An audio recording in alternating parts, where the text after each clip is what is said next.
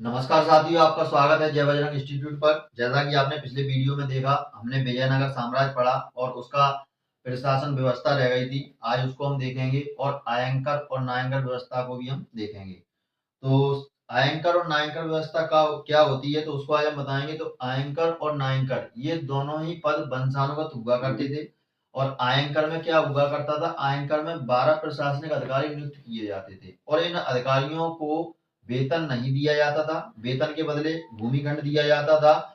और इन 12 अधिकारियों की अनुमति के बिना गांव में ना तो कोई व्यक्ति नई जमीन खरीद सकता था और ना ही बेच सकता था। आयंकरों का मेन काम ये था, यदि इनको जरूरत पड़ती तो ये अपने पद को गिरवी भी रख सकते थे और ये बेच भी सकते थे। और जो नायंकर होते हैं, तो नायंकर में क्या था, ये पद भी वंशानुगत था। ये भू स्वामित्व होते थे, यानी कि भू सामंत होते थे। और किसके, अमरम भूमि के। अमरम भूमि के ये जो नायक होता था उसे अमर नायक कहा जाता था। और इनका कार्य क्या होता था, अपने राज्य में अपराध वगैरह, जो क्राइम वगैरह चीजें होती थी, उनको ये रोकने का कार्य करते थे और राज्य की सीमा का विस्तार करने की मतलब वो करते थे। और ये राजा के काम में हस्तक्षेप नहीं कर सकते थे और इनका पद स्थानांतरण नहीं हो सकता था। ये थे आपके आयंकर और नायंकर। इसके बाद इनकी प्रशासनिक व्यवस्था में अगर हम देखें, तो प्रशासनिक व्यवस्था में कुछ पद थे, जैसे कि हमारा शिष्ट है, जो कि भूमि पर लगने वाला कर था। ठीक है, शिष्ट भूमि के लिए। और तुम्हारा अधिकारी होते थे ग्रामों में, तो उनकी हम चर्चा करेंगे। जैसे कि नायक होता था, तो नायक महानायक यानी कि बड़े, और कदाचार, मतलब ये सारे के सारे जो शब्दावली है वो अपन लिखेंगे और इसको नोट करेंगे। तो सबसे पहले आप डाल लीजिए यहाँ पर विजयनगर प्रशासन, विजयनगर साम्राज्य प्रशासन।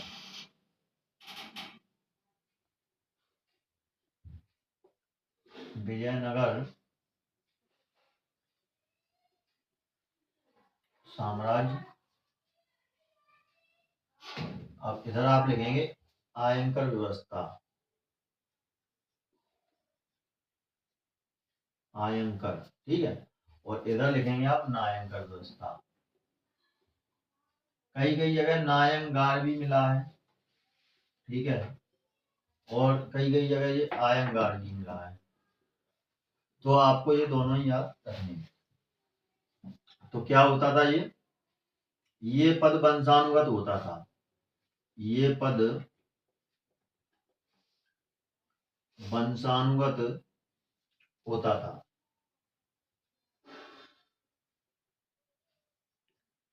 इसमें क्या है, ये भी पद वंशानुगत होता था, ये भी पद वंशानुगत होता था। 12 अधिकारी नियुक्त किए जाते थे, 12 प्रशासनिक अधिकारी, 12 प्रशासनिक अधिकारी नियुक्त किए जाते थे। 12 प्रशासनिक अधिकारी नियुक्त किए जाते थे। इनको भूमि के बदले, इनको वेतन के बदले, इनको वेतन नहीं दिया जाता था। क्या लिखेंगे, इनको वेतन नहीं दिया जाता था, इनको वेतन नहीं दिया जाता था। तो क्या दिया जाता था, वेतन के बदले भूमि दी जाती थी और उस भूमि पर ना तो कोई कर लगता था ना कोई लगान लगता था। इनको वेतन नहीं दिया जाता था, वेतन के बदले, वेतन के बदले भूमि दी जाती थी।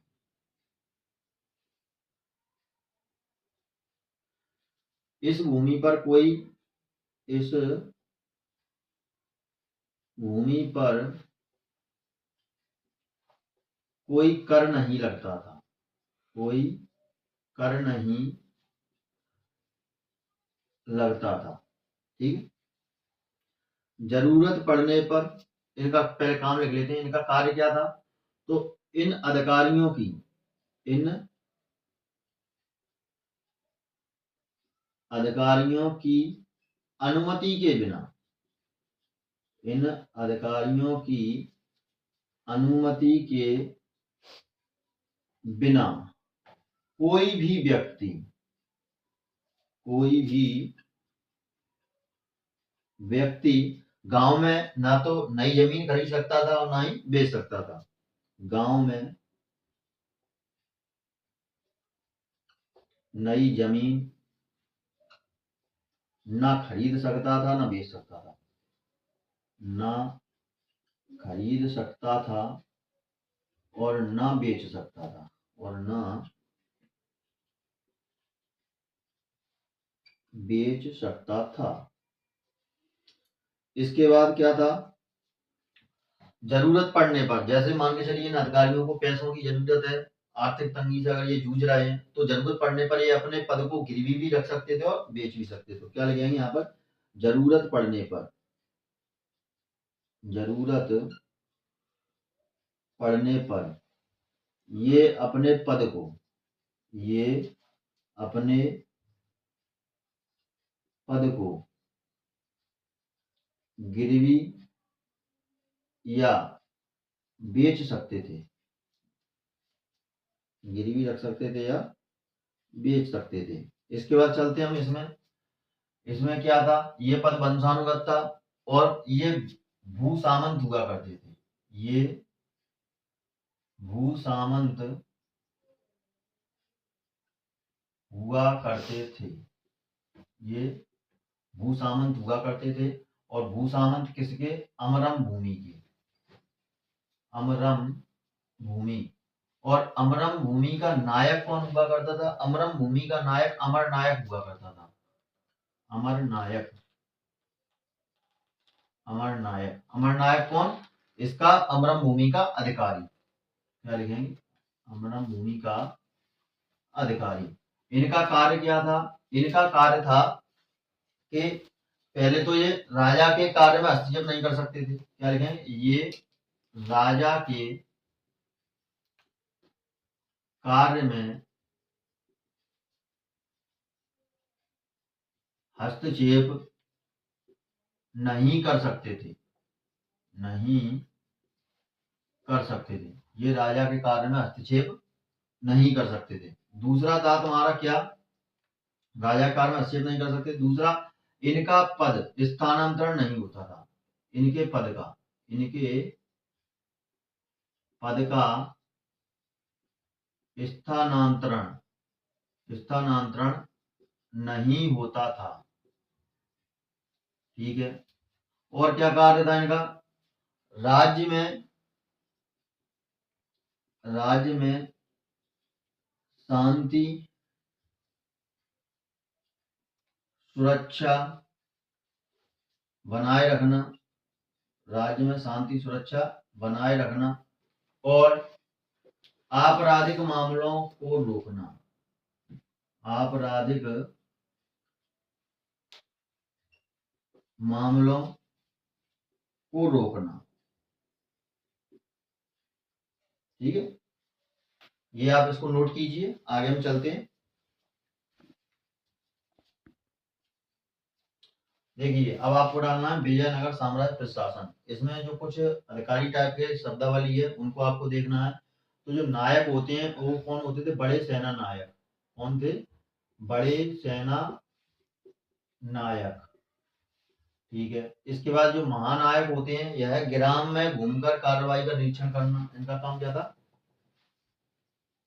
ग्राम का कार्यवाही निरीक्षण करना, कार्यवाही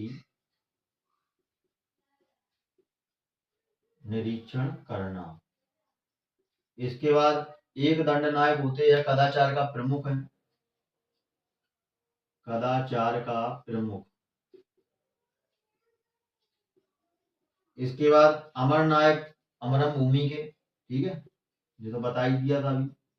क्या लिखेंगे, अमरम भूमि, अमरम भूमि के अधिकारी या भू सामंत, या भू सामंत। इसके बाद अंतरीभाग, अंतरीभाग कौन हुआ करते थे, और शिष्ट है तुम्हारा, सेनेट हुआ है और स्थानिक है। स्थानिक तुम्हारे हुआ करते थे मंदिरों की देख रेख, मंदिरों की देख रेख करने वाले। और सेनेट हुआ, ग्राम अधिकारी हुआ करता था, ग्राम अधिकारी। इसके बाद शिष्ट भूमिकर हुआ करता था, और अंतरीवार तुम्हारे कौन थे? अंतरीवार थे ग्राम प्रशासन का अधिकारी। ये थे आपके ग्राम प्रशासन का अधिकारी, ग्राम प्रशासन का अधिकारी। इसको आप नोट कीजिए, ठीक है। और फिर हम चालू करते हैं अपना बहमनी साम्राज्य की स्टोरी। अब चर्चा करेंगे अपन विजयनगर साम्राज्य पर। जैसा कि आपने तुगलक वंश में देखा था, मोहम्मद बिन तुगलक के समय जो 1336 ईस्वी में तुंगभद्रा नदी के किनारे हरिहर और बुक्का नामक दो भाइयों ने क्या किया था? विजयनगर साम्राज्य की स्थापना की थी। और यहाँ पर एक जो बहमनी साम्राज्य है, यहाँ पर देखा था एक वंश और हुआ था उनके शासनकाल में। 1347 में हसन गंगू ने बहमनी साम्राज्य की, एक मुस्लिम नए राजवंश की स्थापना की थी। तो उसी को आज हम स्टार्ट करने वाले हैं। तो आपको डालना है यहाँ पर बहमनी साम्राज्य। कौन सा डालना है? बहमनी साम्राज्य, ठीक है, बहमनी साम्राज्य। अब थोड़ी इसकी पहले हम स्टोरी सुनेंगे और उसके बाद फिर हम पॉइंटों को कवर करेंगे। तो क्या हुआ था? मोहम्मद बिन तुगलक के शासन काल में 1347 ईस्वी में, ठीक है, हसन गंगू ने बहमनी साम्राज्य की स्थापना की। तो यहाँ पर क्या होता है? मोहम्मद बिन तुगलक दक्षिण भारत में अपना प्रभुत्व जमाने के लिए अमीरान सादा नामक एक विभाग की स्थापना करते हैं। किसकी करते हैं? अमीरान सादा एक विभाग की स्थापना करते हैं। और अमीरान सादा एक ऐसा विभाग था जिसको राजस्व वसूली का अधिकार था। मतलब कोई व्यक्ति कर नहीं देता था तो इसके पास एक सेना की टुकड़ी रहती थी, और कोई यदि कर नहीं देता था तो उसको ये उठाकर लेके आता था, और उसकी जबरदस्ती कोई संपत्ति थी उसको ये कुर्क कर लेते थे। तो यहाँ पर क्या था? दौलताबाद, जो कि देवगिरी का नाम है, चेंज किसने किया था? मोहम्मद बिन तुगलक ने किया था। पिछले लेक्चर में मैंने आपको बताया। तो दौलताबाद के जो अमीर थे उन्होंने विद्रोह कर दिया, और जो सबसे वृद्ध थे इस्माइल खां, उनको अपना शासक नियुक्त किया। इस्माइल खां ने हसन गंगू को जफर खां की उपाधि दी। कौन सी उपाधि दी? जफर खां की उपाधि दी। और इसकी योग्यता से खुश होकर इसको अमीर उमरा, जैसे कि मैंने तुम्हें बताया था, सेना नायक बनाया, अमीरुल उमरा बनाया, सेना नायक बनाया, कमांडरों का कमांडर बना दिया। तो इसको जब इन्होंने ये बना दिया, उसके बाद हसन गंगू ने क्या किया? जो बहमनी साम्राज्य है, तो बहमनी साम्राज्य की गद्दी पर ये अलाउद्दीन बहमन शाह के नाम से बैठा। किसके नाम से बैठा? अलाउद्दीन बहमन शाह के नाम से बैठा। और ये इतना उदार शासक था कि इसने हिंदुओं से जजिया कर नहीं वसूला। इसने बहमनी साम्राज्य की जो राजधानी थी वह गुलबर्गा रखी। कौन सी राजधानी रखी? गुलबर्गा रखी। इनके बाद इनका पुत्र आता है मोहम्मद शाह। कौन आता है?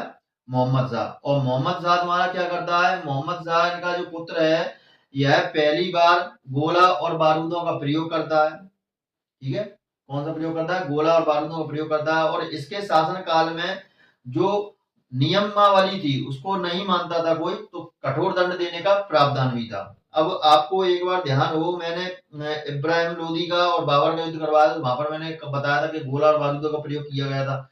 तो अगर पूछा जाए कि मुगलों में किसने किया, तो बाबर ने किया। और अगर बहमनी साम्राज्य में पूछा जाए तो किसने किया? बहमनी साम्राज्य में तो मोहम्मद शाह ने किया। इसके बाद फिर आते हैं इनके बेटे ताजुद्दीन फिरोज शाह बहमनी। और ताजुद्दीन फिरोज शाह बहमनी सबसे बुद्धिमान शासक था बहमनी साम्राज्य का। यह तेलुगु, संस्कृत आदि भाषाओं का ज्ञानी था। इसने क्या किया? जैसा कि मैंने आपको बताया था, विजयनगर साम्राज्य के जो शासक थे देवराय प्रथम, उन पर आक्रमण किया, वो पराजित हुए, और उन्होंने अपनी लड़की का संबंध यानी कि दुश्मनी को दोस्ती बदलने के लिए फिरोज शाह बहमनी से कर दिया। इनका पूरा नाम क्या है? ताजुद्दीन फिरोज शाह बहमनी। इनके साथ संबंध कर दिया। इसके बाद फिर तुम्हारे आते हैं दूसरे सियाउद्दीन अहमद। और सियाउद्दीन जो अहमद थे उनको क्या काम था उनका? तो उनको तुम्हारा जानते थे किस नाम से? सियाउद्दीन अहमद को। तो सियाउद्दीन अहमद जो तुम्हारे थे, उन्होंने राजधानी गुलबर्गा से बीदर स्थानांतरित कर दी। इनको संत या बली के नाम से जानते थे। किसके नाम से जानते थे? संत या बली के नाम से जानते थे। और इन्होंने राजधानी क्या कर दी? परिवर्तित कर दी। गुलबर्गा से कहां कर दी? बीदर राजधानी कर दी। और इनके समय में मतलब जो शासनकाल था वह 4 वर्गों में था, जैसे कि बीदर है, गुलबर्गा है, और तुम्हारा दौलताबाद है।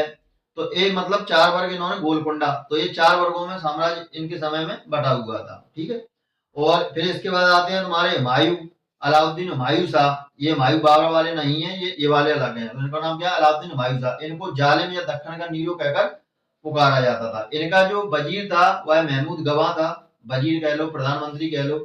तो इनके समय में वास्तविक शक्तियां उसने अपने हाथों में ले ली। जब इनका बेटा अलाउद्दीन अलाउद्दीन आता है तुम्हारा, दूसरा अलाउद्दीन अहमद दूसरा आता है, सेकंड वाला, तो उसके समय में क्या होता है, वास्तविक शक्तियां इसके हाथों में थी और अलाउद्दीन की क्या कर देता है, हत्या कर देता है। अलाउद्दीन अहमद की क्या कर देता है, ये हत्या, और हत्या करने के बाद राज्य को हत्या लेता है। इनके समय में इनका जो राज्य था वह अरब सागर से लेकर बंगाल की खाड़ी तक फैला हुआ था। इसके बाद कलीमुल्ला आते हैं, और जो कि कलीमुल्ला अंतिम शासक रहते हैं। और कलीमुल्ला क्या करते हैं, शासक साम्राज्य को 5 भागों में बांट देते हैं। 5 भाग कौन कौन से? तुम्हारा बीदर है, बरार है, अहमदनगर है, और बीजापुर है, गोलकुंडा है, और तुम्हारा नीचे लास्ट में तुम्हारा कौन सा था, विजयनगर साम्राज्य। तो ये इसकी छोटी सी एक स्टोरी थी। इसके बाद फिर इसके तुम्हारे वंश वगैरह आते हैं, उनकी राजधानी आती है। जैसे बीदर की राजधानी क्या थी, बीदर पे किसका शासन था, बरार की क्या थी, तो उन सारे पॉइंटों को अपन कवर करेंगे। तो सबसे पहले आपको क्या डालना है, यहाँ पर बहमनी साम्राज्य डालना है। और बहमनी साम्राज्य में सबसे पहले आपको यहाँ पर लिखना है क्या पॉइंट, मोहम्मद बिन तुगलक ने, एमबीटी लिखूंगा मैं, ठीक है, मोहम्मद बिन तुगलक ने दक्षिण भारत में, मोहम्मद बिन तुगलक ने दक्षिण भारत में अपना प्रभुत्व स्थापित करने के लिए, अपना प्रभुत्व स्थापित करने के लिए अमीरान ए सादा, अमीरान ए सादा नामक एक विभाग बनाया, नामक एक विभाग बनाया। और इस विभाग का क्या काम था, राजस्व की वसूली करना था। क्या काम था, राजस्व की वसूली, राजस्व वसूली अधिकार। और इसके पास एक सैन्य टुकड़ी थी। क्या थी इसके पास, सैन्य टुकड़ी रखने की अनुमति, क्योंकि ये इसने बोला था कि अगर मुझे किसी ने कर नहीं दिया तो मैं क्या करूंगा, तो उसने कहा मोहम्मद बिन तुगलक ने सैन्य टुकड़ी रख लो। तो इसके पास क्या थी, सैन्य टुकड़ी रखने की अनुमति, मतलब ये अपनी मर्जी से सैन्य टुकड़ी रख सकता था। ठीक है, इसके बाद क्या था, दौलताबाद के अमीरों ने विद्रोह किया, दौलताबाद के अमीरों ने, और ये दौलताबाद किसका नाम है, देवपुरी का। ये नाम किसने चयन किया, मोहम्मद बिन तुगलक ने। तो दौलताबाद के अमीरों ने विद्रोह कर दिया, विद्रोह कर दिया, और इस्माइल खान या इस्माइल मग, ठीक है, को अपना शासक नियुक्त किया, को अपना शासक नियुक्त किया, को अपना शासक नियुक्त किया। ये सबसे विरुद्ध थे भाई साहब जब बैठे गद्दी पर, तो जैसे कि जलालुद्दीन फिरोज खिलजी बताया था पिछले लेक्चर में। इसके बाद यहां पर क्या हुआ था, इस्माइल खान ने, इस्माइल खान ने हसन गंगू को, हसन गंगू को अमीर उल उमरा, अमीर उल उमरा यानी कि सेना नायक या कमांडरों का कमांडर, हसन गंगू को अमीर उल उमरा पद पर नियुक्त किया, पद पर नियुक्त किया।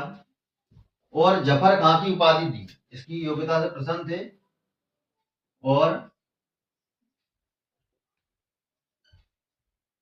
जफर खां की उपाधि दी।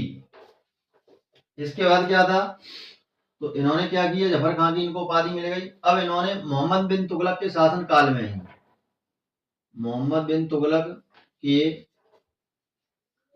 शासन काल में ही 1347 ईस्वी में, 1347 ईस्वी में एक नए मुस्लिम राजवंश, एक नए मुस्लिम राजवंश बहमनी साम्राज्य की स्थापना की। बहमनी साम्राज्य की स्थापना की और अलाउद्दीन बहमन शाह के नाम से गद्दी पर बैठा। और अलाउद्दीन बहमन शाह के नाम से गद्दी पर बैठा।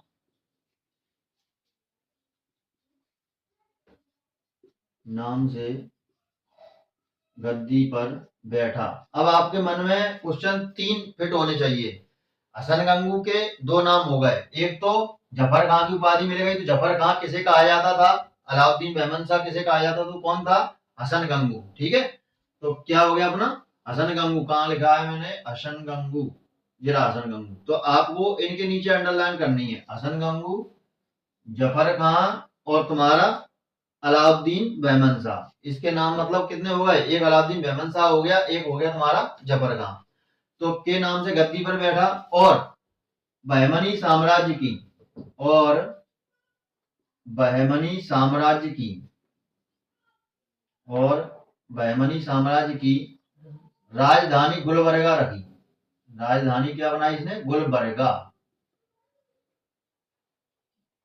राजधानी गुलबर्गा बना दी। उदार शासक था, हिंदुओं से जजिया कर नहीं वसूला। जजिया कर की अगर बात करें तो जजिया कर सबसे पहले किसने वसूला था, मोहम्मद बिन कासिम ने। उसने ब्राह्मणों से नहीं वसूला, और ब्राह्मणों से जजिया कर किसने वसूला था, फिरोज शाह तुगलक ने। और 1564 में जजिया कर अकबर ने बंद किया। 1679 में जजिया कर औरंगजेब ने पुनः शुरू किया। और इसके बाद परवर्ती मुगल शासक आते हैं कौन, फर्रुखसियार। और फर्रुखसियार ने क्या किया, कुछ समय के लिए बंद किया, और बंद करने के बाद फिर दोबारा से स्टार्ट किया। और अंतिम रूप से मोहम्मद शाह रंगीला, जिनके बचपन का नाम क्या था, रोशन अख्तर, इन्होंने क्या किया, हमेशा के लिए बंद कर दिया। और फिर इनके यहाँ पर देखेंगे इन्होंने क्या किया, हिंदुओं से नहीं वसूला। ठीक है, तो यहाँ पर क्या लिखेंगे, हिंदुओं से जजिया कर नहीं वसूला, हिंदुओं से जजिया कर नहीं वसूला, हिंदुओं से जजिया कर नहीं वसूला। ठीक, अब इनके बाद कौन आएगा तुम्हारा, इनके बाद आएंगे इस तरीके की छोटी सी आप हायरार्की बनाइए। यहां पर आएंगे तुम्हारे कौन, अलाउद्दीन मोहम्मद शाह, अलाउद्दीन मोहम्मद शाह। और अलाउद्दीन मोहम्मद शाह के बाद कौन आएगा, ताजुद्दीन,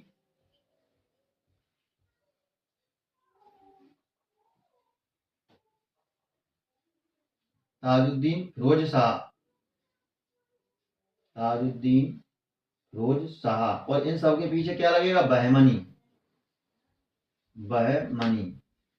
ठीक, और इनके बाद फिर कौन आते हैं, इनके बाद आते हैं तुम्हारे अलाउद्दीन मोहम्मद, फर्स्ट आते हैं। फिर इनके बाद कौन आते, सियाबुद्दीन अल अहमद, सॉरी कौन आते हैं, सियाबुद्दीन, सियाबुद्दीन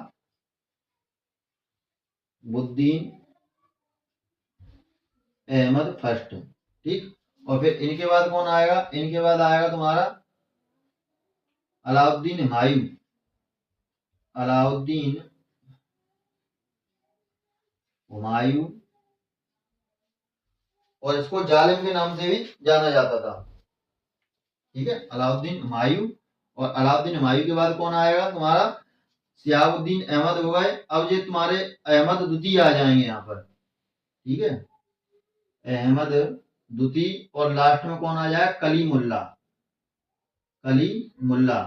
तो ये कलीमुल्ला कौन है, अपना अंतिम शासक है। कौन है, अंतिम शासक है। तो इस तरीके की आपको हायरार्की बनानी है। अपन ने ये कंप्लीट कर लिया, हसन गंगू, यानी कि अलाउद्दीन बहमन शाह कंप्लीट कर लिया। अब अपन करेंगे इस पर चर्चा, तो आप इसको नोट कीजिए, स्क्रीनशॉट लीजिए इसका।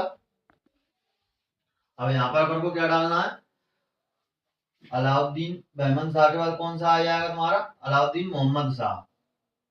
जो नहीं चल रहा है,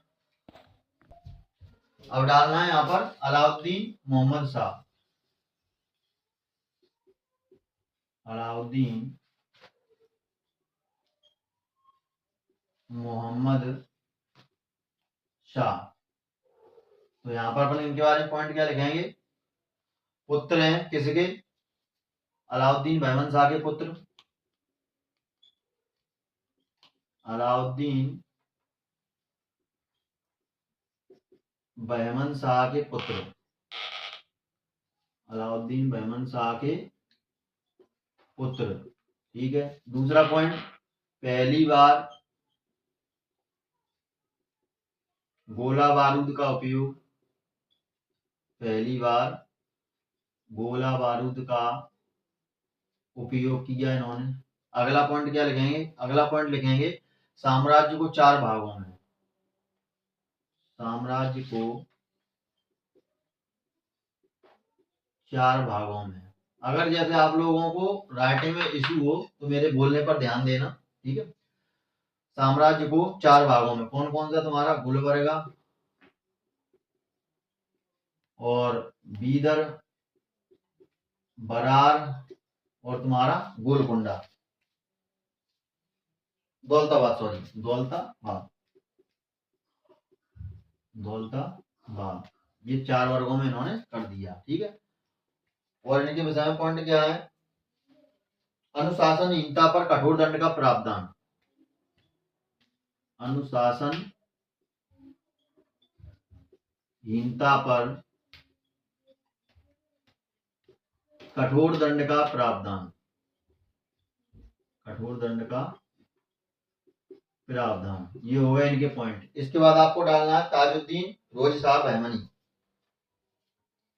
ताजुद्दीन फिरोज शाह बहमनी डाल लीजिए। अगला ताजुद्दीन फिरोज शाह बहमनी,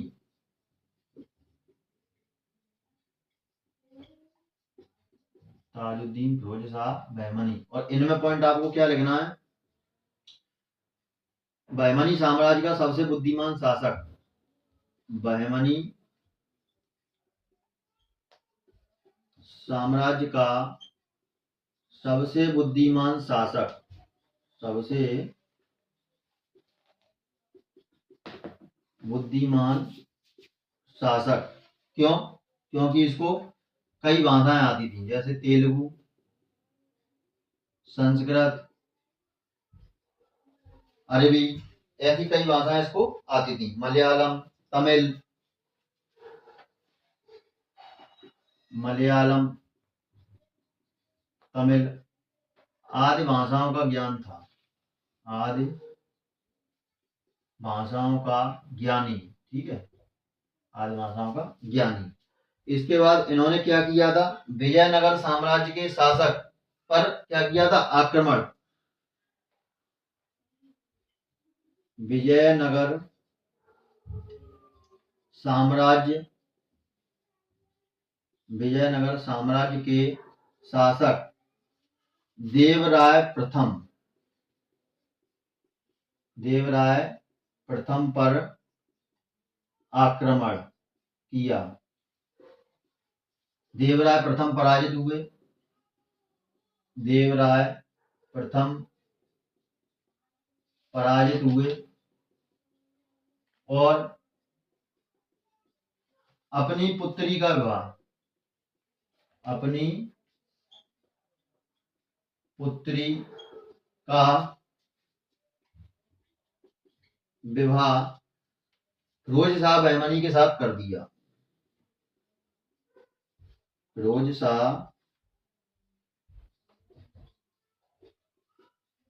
बहमनी के साथ कर दिया। ठीक है, और क्या किया था इन्होंने,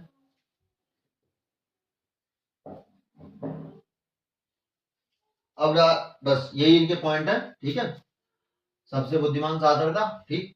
अगर आप इसको और भी शॉर्ट में लिखना चाहो तो ऐसे लिख सकते हो, देवराय प्रथम, ठीक है, वर्सेज तुम्हारा कौन था, रोज शाह बहमनी, रोज शाह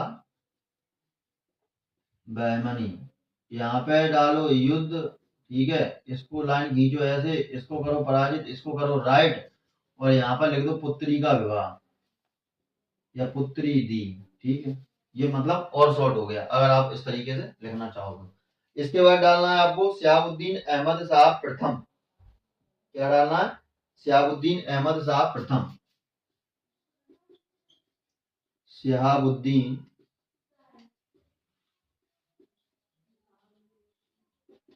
अहमद शाह प्रथम।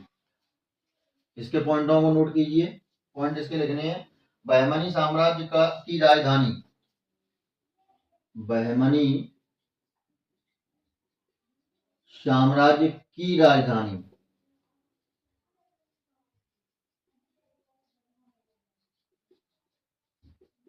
गुलबर्गा से कहां स्थानांतरित कर दी, गुलबर्गा से बीदर स्थानांतरित कर दी, गुलबर्गा से बीदर स्थानांतरित की, बीदर स्थानांतरित की। अगला पॉइंट क्या लिखेंगे, इनके गेसुद राय से संबंध थे, गेसुद राय से, इनके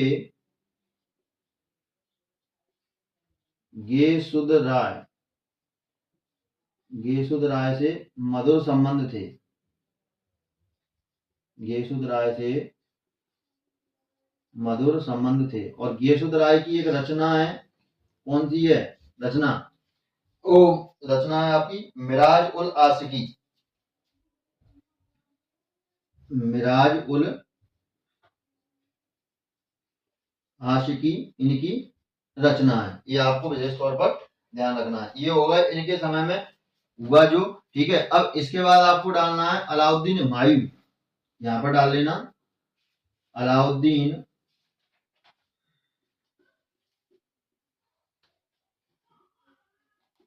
हुमायूं शाह, और अलाउद्दीन हुमायूं शाह के कोष्टक में लिख लेना जालिम, इसको जालिम भी कहा जाता था। इसके पॉइंट में लिखेंगे इसे दक्कन का नीरो कहा जाता था, इसे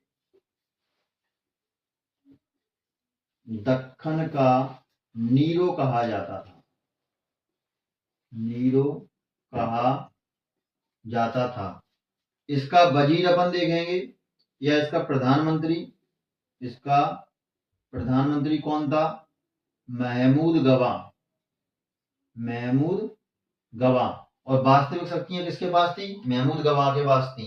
अब इसका बेटा आता है, तो अलाउद्दीन हुमायूं शाह के बाद इसका बेटा कौन आएगा, इसका बेटा आएगा तुम्हारा दूसरे नंबर पे शहाबुद्दीन अहमद द्वितीय के तरह, इसका नाम अहमद है तो इसका भी नाम हो जाएगा, तो यहाँ पर क्या हो जाएगा निजामुद्दीन अहमद द्वितीय, निजामुद्दीन अहमद द्वितीय। इसके पॉइंट क्या लिखेंगे, अलाउद्दीन हुमायूं शाह के बाद गद्दी पर बैठा, हुमायूं शाह के बाद गद्दी पर बैठा, के बाद गद्दी पर बैठा, ठीक है। मंत्री प्रधानमंत्री कौन है भैया, महमूद गवा, महमूद गवा। अब इनके समय शासन कहां से कहां तक फैला था, अरब सागर से लेकर बंगाल की खाड़ी तक। तो इसके समय, इसके समय बहमनी साम्राज्य, बहमनी साम्राज्य अरब सागर से लेकर, अरब सागर से लेकर बंगाल की खाड़ी तक फैला था, बंगाल की खाड़ी तक फैला था। और फिर क्या होता है, महमूद गवा हत्या कर देते हैं इसकी, क्या लिखेंगे महमूद गवा, महमूद गवा ने किसकी हत्या कर दी, निजामुद्दीन अहमद की, निजामुद्दीन अहमद की हत्या कर दी, ठीक। इसके बाद फिर थोड़ा इधर से मिटाऊंगा, मैं साफ करूंगा, यहाँ पर लिखूंगा क्या होता है। अभी हत्या कर देते हैं। अब कलीमुल्ला बैठेगा। कौन बैठेगा? कलीमुल्ला। और कलीमुल्ला बहमनी साम्राज्य का अंतिम शासक रहता है। क्या लिखेंगे? बहमनी साम्राज्य का अंतिम शासक। बहमनी साम्राज्य का अंतिम शासक। बहमनी साम्राज्य का अंतिम शासक। और इसके समय में अब जो अभी तक 4 भागों में बटा था, अब इसके समय 5 भागों में बट जाएगा बहमनी साम्राज्य। ठीक है, 5 भागों में कौन कौन से तुम्हारा? इसके समय, कैसे लिखेंगे? इसके समय बहमनी साम्राज्य। बहमनी साम्राज्य 5 भागों में बट गया। 5 भागों में बट गया। 5 भागों में कौन कौन से बट गया? पहला हो गया तुम्हारा कौन सा? बीदर। दूसरा हो गया तुम्हारा बरार। बरार के बाद तुम्हारा हो गया बीजापुर। और बीजापुर के बाद तुम्हारा क्या हो गया? अहमदनगर। अहमदनगर। और अहमदनगर के बाद तुम्हारा कौन सा हो गया? गोलकुंडा। और तुम्हारा क्या हो गया? गोलकुंडा। 5 भागों में ये बट गया। अब देखिए यहाँ पर एक छोटा सा चित्र बनाऊंगा और उसके हिसाब से आपको क्वेश्चन मतलब सॉल्व करनी है। भाषा ज्यादा नहीं लिखाऊंगा।